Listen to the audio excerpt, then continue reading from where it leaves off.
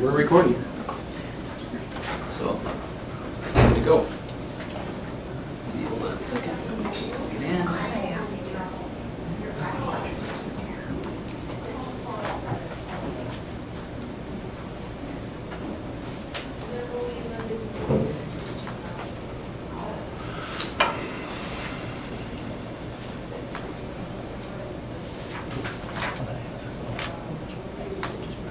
All right.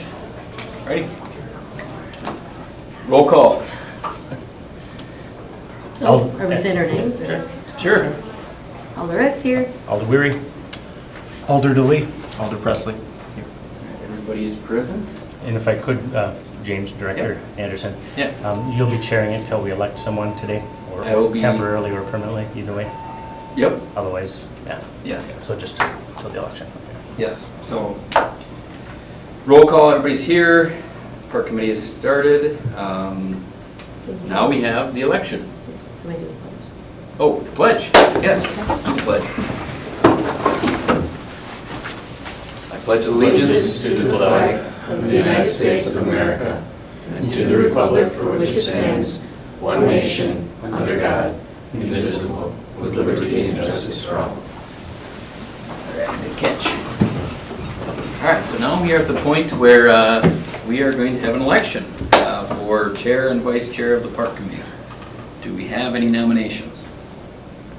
Yes, Preston. I nominate Alder DeLee for chair. I nominate Alderek. Hold on. Yes, are there any other nominations? I have my notes just in case here. Any other nominations? And Alder Weary, you're nominating Alder Eck? Yes. All right. All right, so first, let's see, take a vote on, first let's take a vote on the nomination of Alder DeLee. Do you guys want to do just yay or nay? Sure. So what would you? Nay. Nay. Yay. Yay. All right, it's 2-2, so that motion fails. Next motion was Nominate nomination. Alderek. Alder Eck? Yay. Yep. Aye. Or aye. Nay. Aye. Nay. All right, that motion fails. 2-2. So if the vote is tied, now what is your, does anybody have any ideas or any thing they want to add before we go on to any other ideas on how to make a decision about how to have a chair? Yes. Yeah, I'd like to speak on this because I think we can come to a compromise. I do, if you haven't been here before, we have had 2 prior meetings where we have not had elected leadership because all 4 of us, we are on 2 different committees and we want to be the chair of one of those committees. And so there has been some disagreement there that has resulted in a stalemate. I do believe that both Alder DeLee, well, all of the alders here have the right to pursue a chair position. I don't think that youth invalidates that. I don't think that inexperience invalidates that. I believe that we are elected representatives and that we want to serve our constituency as best we can in the highest capacity that we can. I am on 2 committees and 2 commissions as well as the general council because I want to be able to serve my community that elected me. They elected me to a 2-year term. They didn't elect me to a 2-year probationary period, after which I'm available to serve on a chair position. It was a 2-year term, and I want to work as best I can. However, I have also, promised my constituents effective government, and I recognize that this process may have gotten in the way. So what I want to propose as a compromise, I went to the policy committee and suggested that we have a tie break that goes to the full council, and that is being referred to staff, but it will not necessarily get there in the time that we want it to. So I want to propose instead that I will give up my pursuit of the INS chair position if Alder DeLee is elected to chair of parks. So Alder DeLee gets parks, and then either Alder Eck or Alder Weary can chair INS, with the vice chair being held by whoever the opposite is. We can elect that. That is my proposition right now for a compromise. Alder Weary, you did submit something to the plan, or the policy committee, saying that you wanted to work together and solve this as adults. So that is what I am offering up right now instead of a coin flip. Anyone else have anything that they would like to comment on? So very gracious.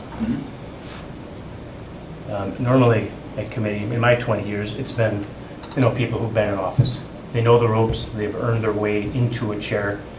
Alder Eck served as vice chair, put in her time, I think is far more deserving of anybody new coming in to chair a committee. I've seen, and I know firsthand, after 2 years or even 4 years of being in office, you really don't know what's going on. You really don't until you've been in a while, and then you realize, all right, now I'm starting to get it. And so we should have somebody who's comfortable with the machinations of committee work and of the city council running our committees. It has nothing to do with age. It has all to do with experience. So.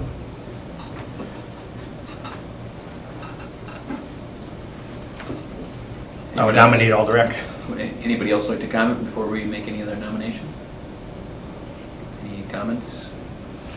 I just want to say it's nothing personal for me, it's nothing personal at all. It's just a matter of what Alder Weary said, that, it came in and I was fine with being vice chair. Like, that was not a problem at all. We didn't have any problems at all. We just came in and the people that were already on, we said, yep, you guys, you've been on before. They were the chair, and then Alder Campbell and I just were the vice chairs. I don't say just, but we were the vice chair, so we did have to run the meetings a couple times when the chair was unable to be there. Anyone else? Last. Yeah, I would say I think it just shows some level of disrespect for people who've been in office longer and know how things work. Like I said, 20 years of coming in, new people have always, unless there's been 3 people, I don't think we've had 3 new people on one committee. So I would just point that out again. It's a level of disrespect. Thanks. What really frustrates me is there's been comments of disrespect, of creating bad blood, of the senior individual should be placed in that position. We're all elected positions here. We all came in with a skill set, and if it's an issue of chairing a committee, I've chaired multiple committees on a union level. I have no problem chairing a committee. I have a passion for parks, just like Melinda has a passion for parks. And that's what we're seeking here. And we're willing to extend a hand and say this is what the offer would be. But in turn, it's constantly coming back to seniority on, like we're attempting to almost slap you in the face, and we're not. So I apologize if that's the feeling you have, but I don't think it's fair on how we're looking at things. See, I guess I view it differently. I've always come in as an individual, not as part of a group, us versus you mentality, and it seems like that's what's forming here, and I really don't want that to happen. But if it's going to, well, then so be it, but it should not be that. And I think we shouldn't proceed tonight until we have a permanent chair. So I will not be voting for any kind of temporary chair, any kind of fill-in. If we don't elect a chair tonight, we don't meet. And I think Alder Craig Stevens said that. He's the chair of Protection and Policy. I talked to him by the phone. He believes also it should be the senior person, and if you don't have a permanent chair, you should meet. So. Any additional comments before we ask for any more other nominations after hearing the remarks? All right, then now I would accept any other nominations at this point after hearing the remarks. Nominate Alder DeLee. Okay. Nominate Alder Eck.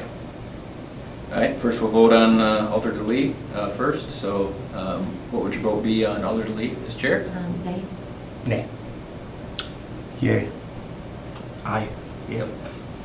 And then also, now that vote failed 2-2. Now for the nomination of Alder Eck, what would your vote be? Yeah. Aye. Nay. Nay. Okay, that motion also failed. Where do you want to go? Yes. I have an alternative compromise to the original compromise.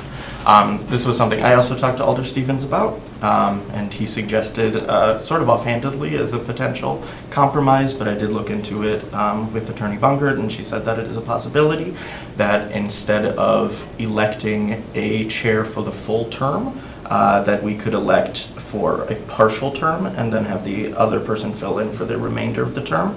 I think that would address Alder Weir's concerns with seniority, with experience. If we were to have Alder Eck, for example, chair the Parks Committee for 1 year up until April of next year, I'd imagine, because she has been filling in as chair up until then. And then have Alder DeLee take over after that for the remainder of the term. That way, all four of us get to be a chair of one of the two committees over the next 2 years. I think that addresses the concerns. I think it hopefully ameliorates the view of disrespect, because we would be giving our respect for that year and then also giving us the opportunity to serve our constituency in the way that we see fit, and with the best access that we can.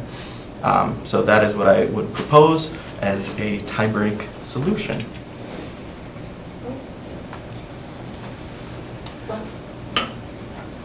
Any other comments for the group? All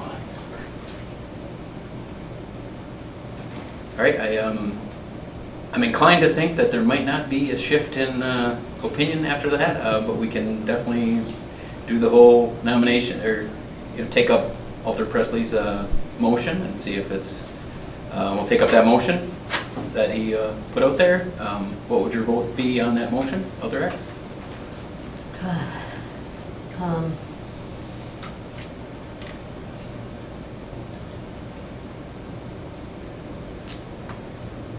Boy.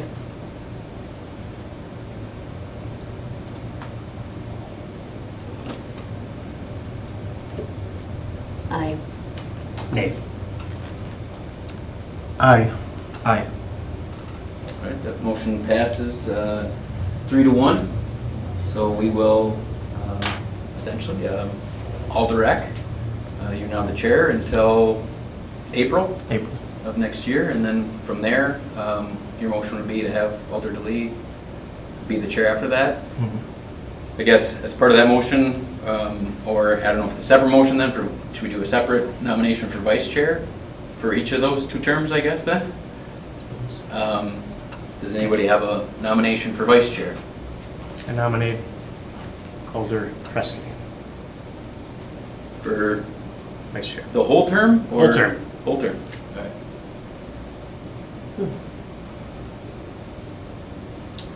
Anybody else have any nominations? I would nominate Alder DeLee for the first part of that term, and then Alder Eck for the second part of that term. The first term, yeah. I'm so confused. Okay. Yep, I'm trying to keep track here. First, we'll vote on Alder Presley, Presley being the vice chair for the entire term. So we'll vote on that first. Nay. Aye. Nay. Nay. Okay, that motion fails. Now we'll vote on Alder DeLee being vice chair for the first year of the term, and then Alder Eck being vice chair for the second year of the term. What would your vote on that be? Aye. Nay. Aye. Aye. All right, that motion passes. We have come to a conclusion. We have Alder Eck. It's now your meeting to take over for the first year, and then, and congratulations to both of you, and chair and vice chair for the first year, and then we'll flip-flop for the second year. All right, thank you. Yes. Appreciate it. All right, we will move on to the approval of the agenda. Looking for a motion. Move to approve? A second. Okay, a motion to approve by Alder Weary, second by Alder DeLee. All those in favor say aye. Aye. Aye. And that passes. Approval of the minutes, looking for a motion.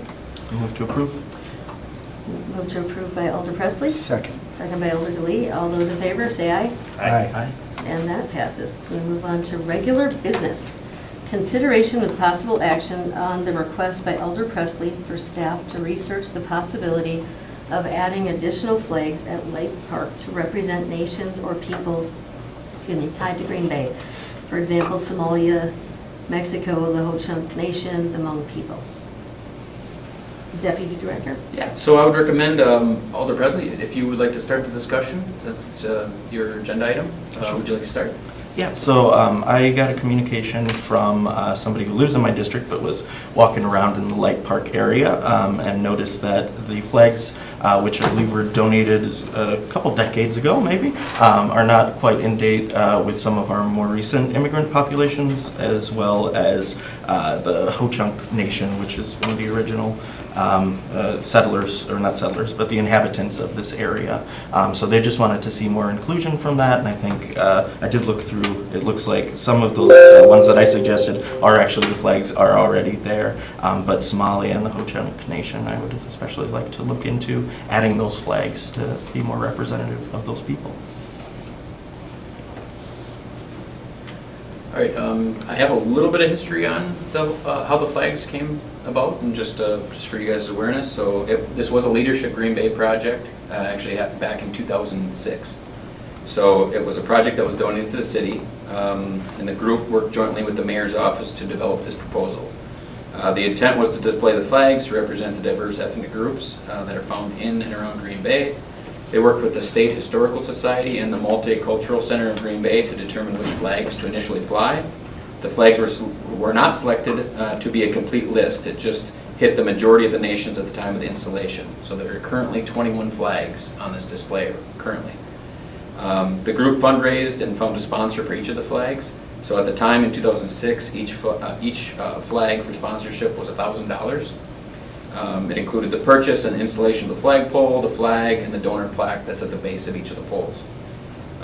So right now, we do not know what the cost, we'd have to evaluate what the cost would be if we were to add, flags, and we currently don't have a budget for this.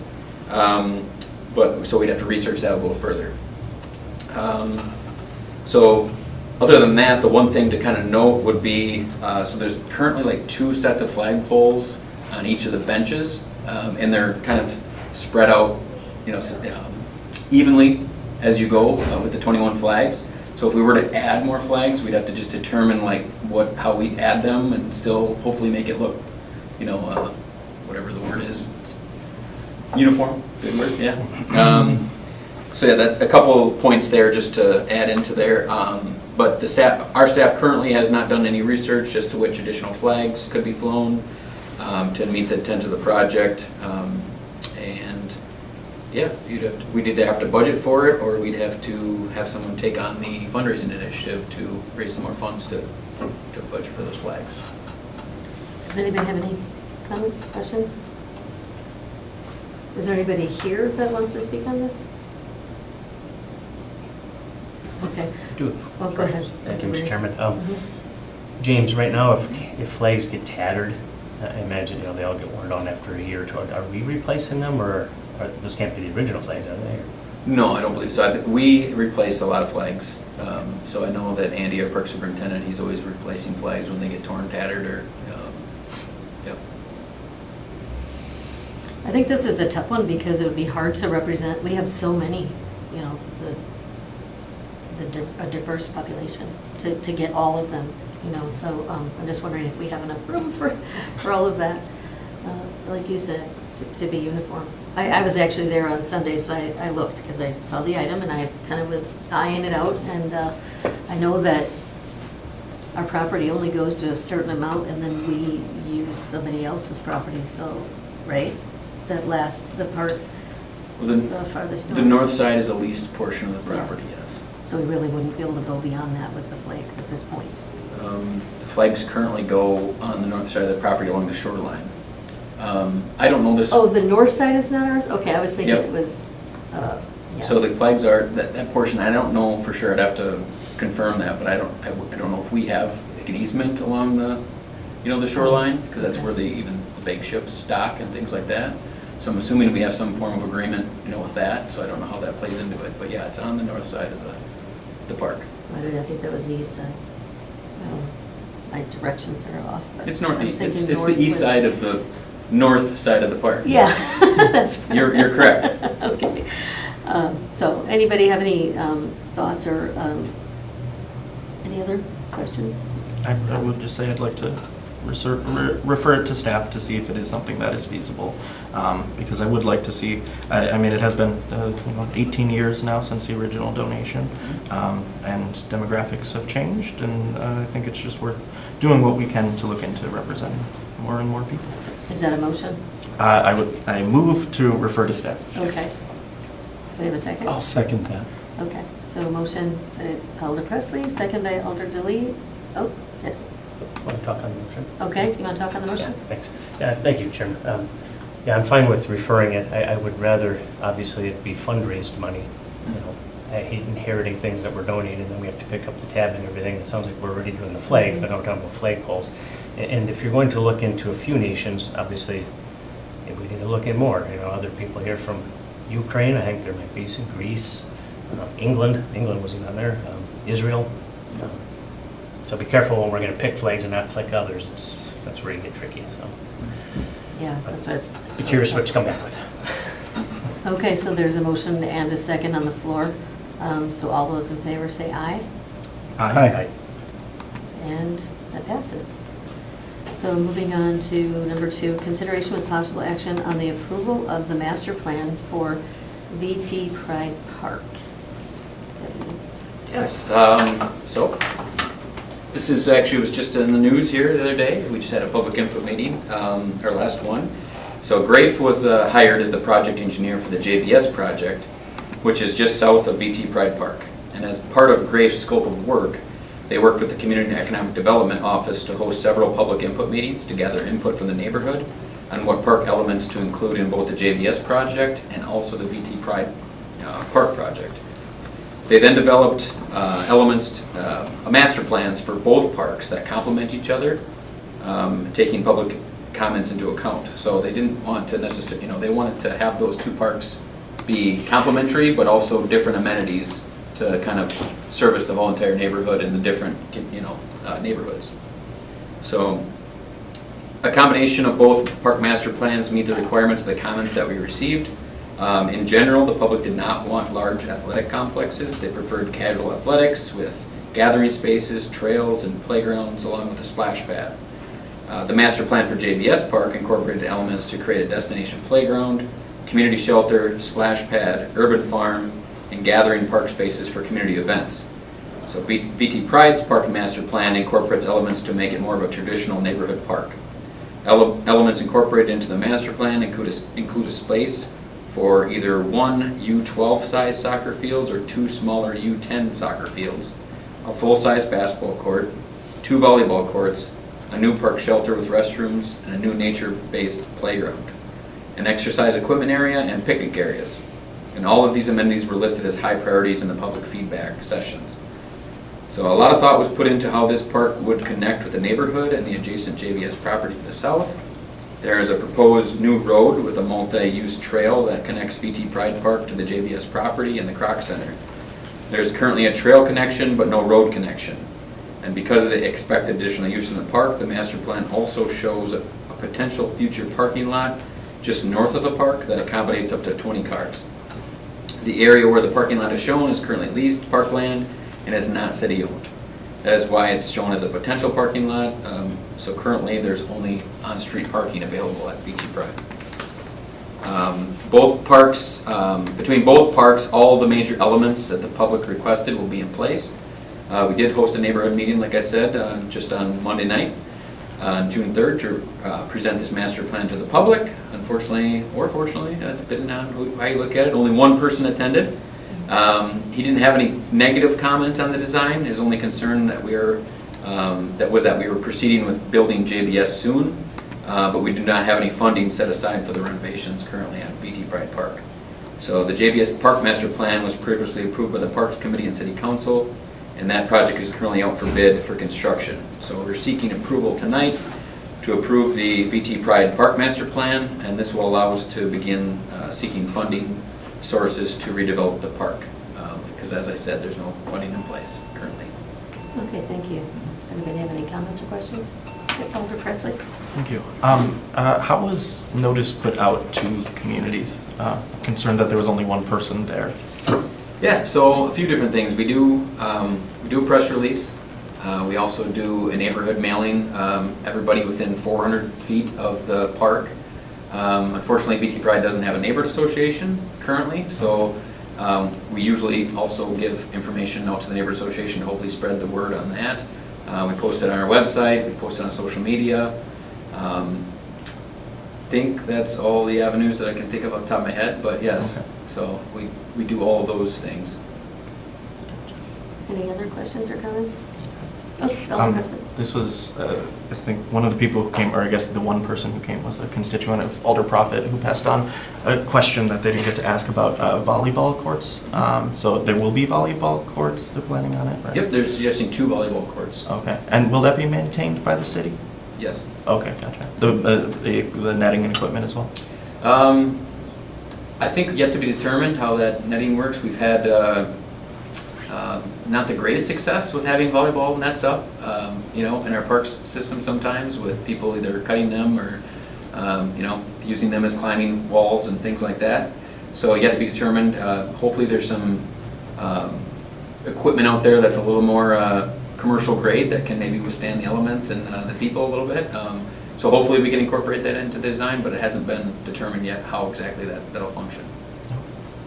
And I don't think many do. I know ours does not. We have to bring our own volleyball net to put up and take down. Well, it's also used for other things, so. Anybody have any other questions or comments? I have a question. So when I was looking at it, and it said VT Pride Park, I had to do a little research to figure out what VT stood for. And I was kind of looking around at all of our parks, and really our parks are named after, a lot of them are named after people. Like ours is John Muir, we've got Krista McCullough, there's different parks. Why was VT instead of, it's Vernon Taylor, right? It's Vernon Taylor, yeah. Yeah, why, I'm not sure why they abbreviated to VT, to tell you the truth. I'd have to get back to you on that. I don't know if that was maybe his nickname, or I'm not sure why it isn't Vernon Taylor Park. But that was also one of the comments that somebody had to make sure that the park still represented Vernon Taylor, who it was named after. right, I mean, if it's a memorial, like Admiral Flatley, Memorial Park, they just feel like it should have had his full name. So we would determine, I guess, kind of going forward, what reason it was VT Pride instead of Vernon Taylor Park. And then also, if we kind of, maybe we put I'm not saying we'll do this or not, we'd have to determine what this is, but whether it's a plaque or some way of recognizing, that person who it was named after. Okay, it makes sense to me. Otherwise, if you have to do research, it's really not in honor of somebody, if you know what I mean? So, okay, well, anybody have anything? Is there anybody out in the audience? I don't know who all you are, what you're here for, so in case, if you are, raise your hand or something, let me know. Okay, I'm looking for a motion. Motion to approve? Okay, motion by Alder Weary, I'll second that. second by Alder Lee. All those in favor say aye. Aye. Aye. Oh, sorry. We- Discussion on, I'm gonna go right to it, don't I? Thank you, Mr. Chairman. This just puts it in the hopper, right? This isn't putting it ahead of anyone else, it's just putting it, it's the plan we want, and if we have donors, or when we get to it, that's when we'll do it, right? Yes. Okay. Yep, we still need to seek funding. We'll have to explore what avenues we can seek funding for. And if you can, I do like the idea of somehow getting the name Vernon Taylor also in there. Because, I remember when it was named out, I was on the council, so, but it would be good to have that person's name. Yeah, that was a comment that came up a couple times now, Yeah, so I- I think we'll research that a little more and figure out maybe why it was VT versus Maybe that. I really like VT, I don't know. Yeah, so, Okay, so I'm sorry about that. No, that's all right. We Aye. okay. That's the only thing. So it passes. Yes. Was waiting for his. All right, number 3, consideration of possible action on the approval of a resolution authorizing the use of urban forestry grants and urban forestry catastrophic storm grants. yes. and I- Deputy Director. Yes, so we do have, actually, I think, I was trying to message here, I think, okay, Brian, can you hear me? Hold on a second. So our forester is online. I'll see if he wants to, let's see if I can unmute him. Why is it not? Ask it on mute, it says. Brian, are you there? Can you hear us? So this is why I'm not the IT deputy director. Well, he should be able to unmute himself, right? He's unmuted now. Hello? There we There we go. Gotcha. Hey, Brian, did you want to go over anything with this item? I have the information here, but I didn't know if you had anything you wanted to share before we get into it. I guess if you want to go through it, James, I'm having a hard time with audio. I can hear you, but I cannot hear any of the alders, so. Okay. Let me go through it, and then if there's any additional questions, our Forester Brian Pilot is on the line, so we can ask those. So the typical city process allows departments to apply for grants without council approval. And the grants are awarded per city policy. The award of the grant needs to be brought to committee and council to officially accept the grant. So this grant is a little bit different in the fact that the DNR requires a formal resolution adopted by the city council at the time of the application submittal. So without an adopted resolution, the grant application will not be considered. The Forestry Division is submitting a grant proposal with the Wisconsin DNR through the Inflation Reduction Act Urban Forestry Grant Program. This one-time grant program is a program by the U.S. Forest Service with the intent to promote urban forestry programs to disadvantaged communities across the country. The grant is a non-matching 3-year funding opportunity that would run from September 2024 to December 2027. The grant project proposed is a workforce development pilot program for the Wisconsin Arborist Apprenticeship Program. So this pilot program would provide funding for 2 to 3 apprentice candidates to enroll in the Wisconsin Apprentice Program. And this would include tuition and expenses for the 12-credit 3-year program at Mid-State Technical College in Wisconsin Rapids, and on-the-job training with the city forestry crews. These positions would be considered full-time, limited-term employment for the duration of the apprentice program. So it would be 6,400 total hours, 400 of which are class time. Upon completion of the apprentice program, graduates will be recognized as arborist journeymen. This credential will make these individuals attractive job candidates for good-paying career positions in the tree care industry. Hopefully the Green Bay Park and Rec forestry industry too. These positions would be funded 100% by grant funds, along with the equipment rental of a half-ton pickup truck and wood chipper. Ideal candidates for this program would be graduating seniors from the Green Bay School District who have an interest in working with their hands in an outdoor setting and reside in a disadvantaged census tract per the screening tools provided by the Wisconsin DNR, USFS, and EPA.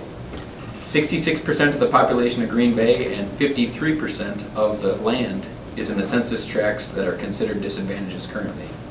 The Forestry Division would benefit from this program in a variety of ways. Primarily, more workers means more tree work will be getting done. This includes tree planting, pruning, and risk tree removal. Staff will work with city GIS analysts to identify neighborhoods in Green Bay that are deficient in urban tree canopy for tree planting efforts. Staff will also be able to dedicate a crew year-round to work in neighborhoods identified as disadvantaged to help catch up on pruning efforts and prioritize risk tree removals along streets and in parks of these neighborhoods. Having a better presence in these neighborhoods will help with the perception of municipal services and any interpreted lack of services to these neighborhoods. These interactions with residents can help break down communication barriers and help residents have their concerns addressed in a timely manner. Thirdly, this program provides a means for internal training of individuals that could be future municipal arborists through job vacancies or potentially adding staff in the future. So the total grant proposal request is for $467,500 over the 3-year period, all non-matching, so the city does not have to match those funds at all. Funds will be used for payroll of apprentice positions, equipment purchases, things like climbing gear, chainsaws, personal safety equipment, large equipment rental, the pickup truck and wood chipper as I mentioned, and educational expenses including tuition, travel, and lodging. So the maximum request level for this program is $500,000. Award notifications are scheduled for August of 2024, and the funding cycle may begin as early as September of 2024. So what we are seeking actually tonight is the approval for the resolution attached in the agenda packet. This resolution simply states that the City Council is supportive of this project and grants the Parks Director the authority to sign the grant paperwork if we are approved. The language in this resolution is a requirement from the DNR. Please note that as this grant is awarded, Per city policy, we will still bring the award of the grant to the Parks Committee and City Council to approve the grant award. Okay, thank you. Does anybody have any questions or comments? Alder Weary? Thank you, Chairperson. Yeah, my question would be the requirements, are those federally required, state? Is that something we, as far as who can apply? I mean, there's people living in parts of the city who probably aren't living in a certified census tract who could benefit from having this program, but they'll be disqualified because they don't live in a certain area. Right, is that something that is required if we apply for this, or can we not do that part? So I think, Brian, based on the question, I think it is required that the person that we hire for this is in the disadvantaged census area, correct? No, it's not. The way that we can still prove that everything is in a disadvantaged community is the work that we're being done will be focused in those neighborhoods. So ideally, the candidate would come from one of those neighborhoods, those census tracts, but it does not have to be. That's good to know. I think that's important because there easily could be somebody living in that. And then the other part is, I don't know if I'm necessarily comfortable with some parts of the city getting extra work and not others. I mean, we're all taxpayers, and if we need work done, we need work done. I get it, it's federal funded or state funding, but my street would like a little extra pruning too, as would some of yours or any of yours. So. Well, some need it more than others because they have more trees, which Yes. would be my neighborhood. Really should go to where it's needed most. I know we're behind on our pruning. I know just on Buchanan, I had been bugging you, Brian, about needing tree trimming, and it's been 10, 11 years, and I get all the reasons. You know, we didn't have seasonal staffing for a couple of years, but that's where it should be applied. Any comments, Brian? That was all inaudible, so if James could repeat it, Okay. I'd be happy to comment. Sorry, I'm not sure why it's not working. Unfortunately, I think Buchanan probably does fall within that census tract. To kind of sum up what I think Alder Weary and Alder Eck was saying is they just would want to make sure that we aren't over prioritizing areas that, and maybe taking away from areas that would then not have as many services. Is it? If anything, would this allow us to focus, you know, this new workforce in one area and free up work elsewhere? Would this allow us to work in these areas, but then help us free up time to work in other areas? So would it actually like help out the other areas too, as well? Yeah, we're not gonna be limiting our work just to disadvantaged communities, but the staff, these apprentices, and then the full-time staff, it would be another crew that we're creating. So I don't see services being diminished in any part of the city, but we're gonna be able to devote more time and staff to these disadvantaged areas. A lot of it, initially it's going to be tree planting because there is a discrepancy in the tree population from one neighborhood to the next. And then emerald ash borer, we still have ash removals and risk tree. So we'll be able to address across the city by adding this apprenticeship program in essentially another crew. I don't see anything being diminished anywhere else in the city. Okay. Thanks. Thank you. Okay, anybody Yep. else have any questions or comments? Any other questions I can relay? I just wanted to say, I think a program like this is great, that there's students that would benefit from something like this. I've always said apprenticeships and the trades are an important piece of the community and for your colleges and for everyone. So a program like this would be great for some of our students coming out. Okay, thank you, Alder Lee. Anybody else?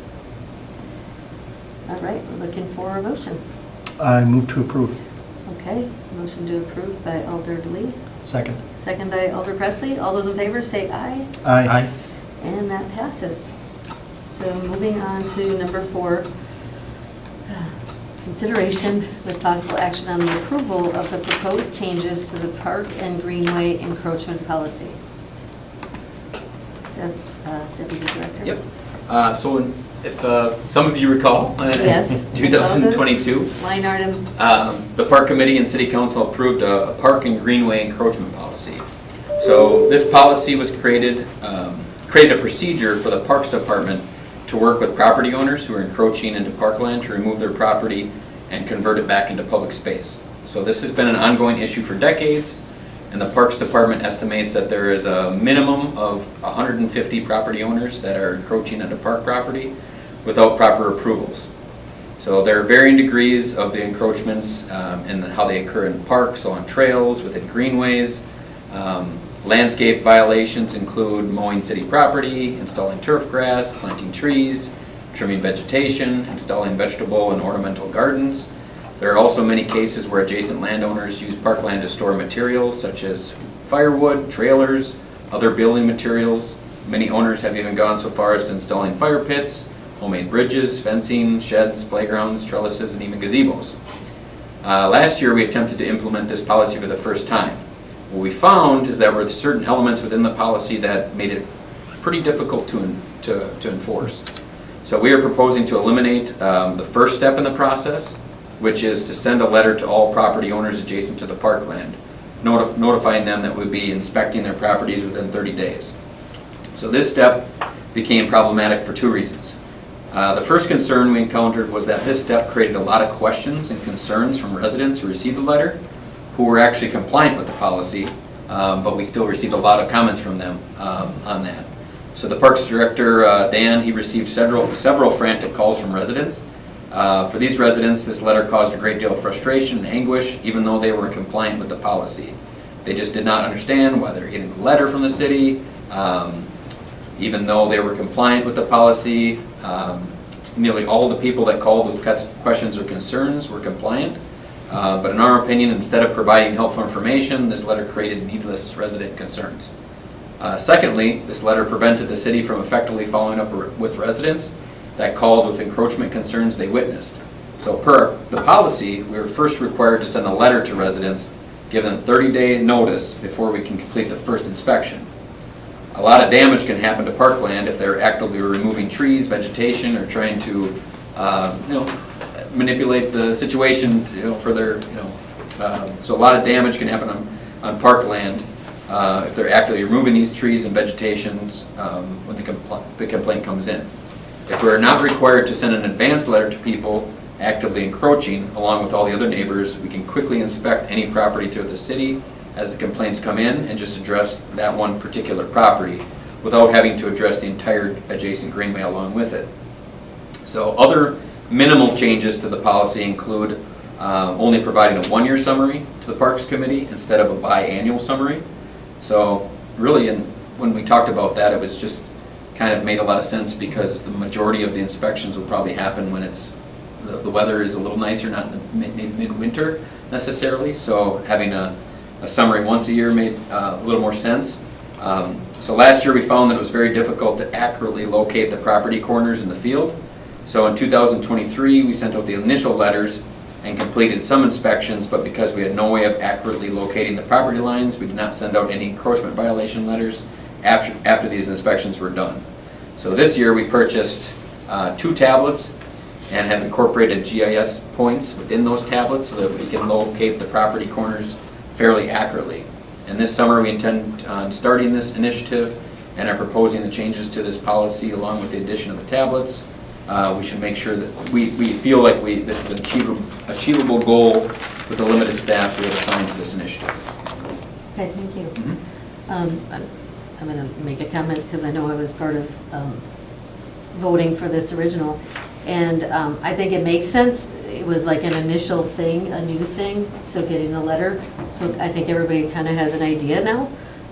So I don't know that we have to keep sending out letters because they've already gotten them, right?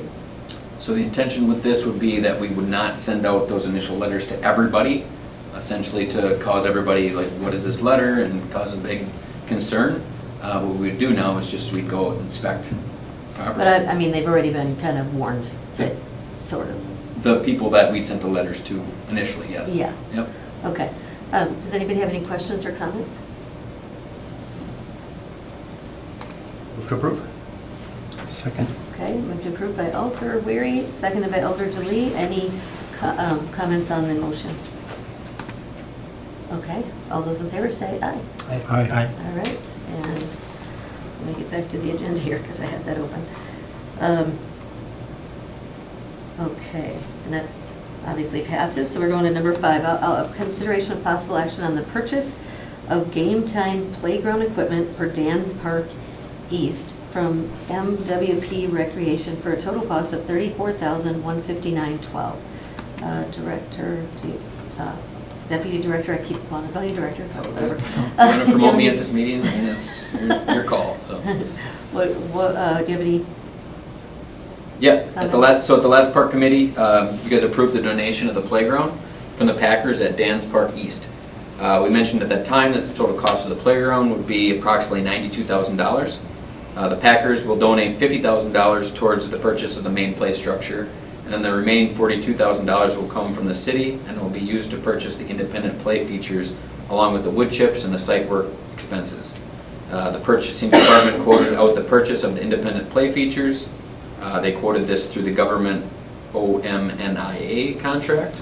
We are proposing to purchase a game time swing set, an ant climber, a tree climber, and a spinning leaf seat for a total cost of $34,159.12 from MWP Recreation, and this is within our budget.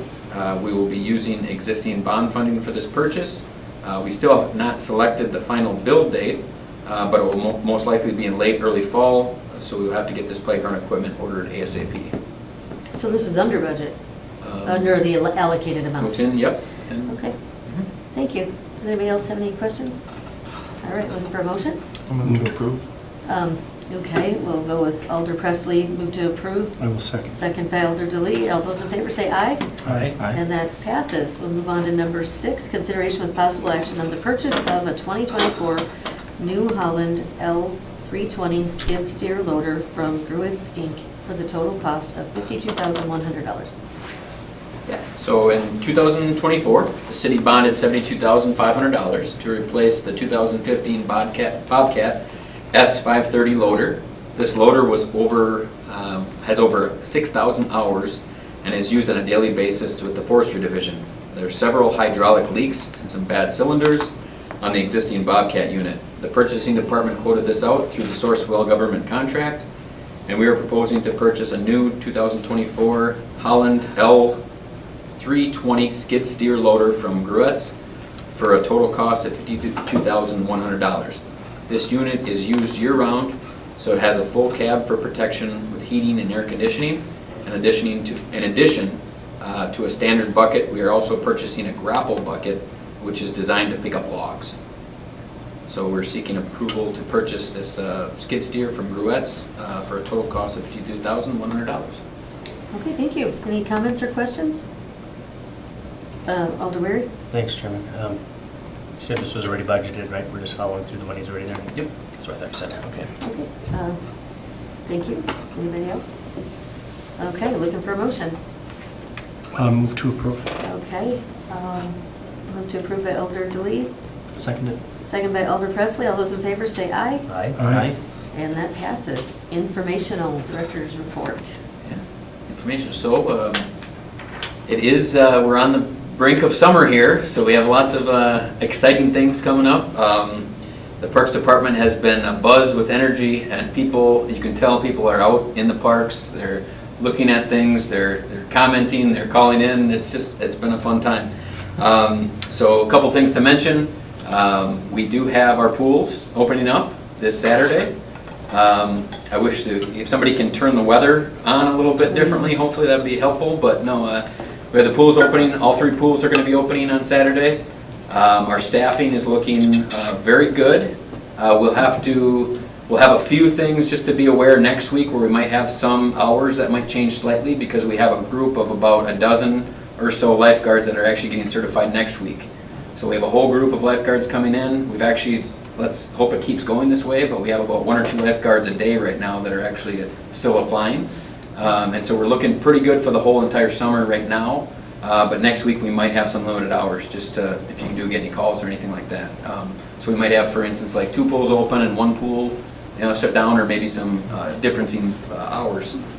But yeah, pools are open then. Next Tuesday, the 11th, our playground program, our Parkey program, which is celebrating its 100th anniversary this year, is also starting up next Tuesday, which I want to say with inflation, it's still the same price It was 100 years ago, which is free.